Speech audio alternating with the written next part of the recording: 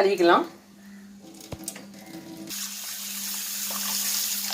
தக்காளி பிரியாணிக்கு பச்சரிசி தான் டேஸ்ட் நல்லாயிருக்கும்.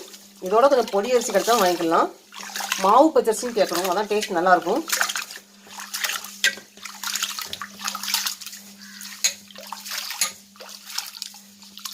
ஒரு 3 டைம்ஸ் வாஷ் பண்ணிவிட்டு அதுக்கப்புறம் அப்படியே வச்சிடலாம். அரிச்சுக்கணும் கைனாலே.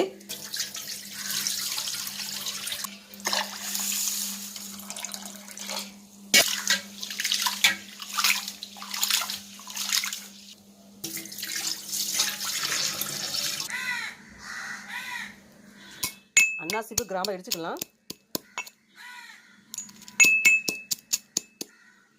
அன்னாசிப்பு கிராம்பு இடிச்சு சேர்த்துக்கலாம்.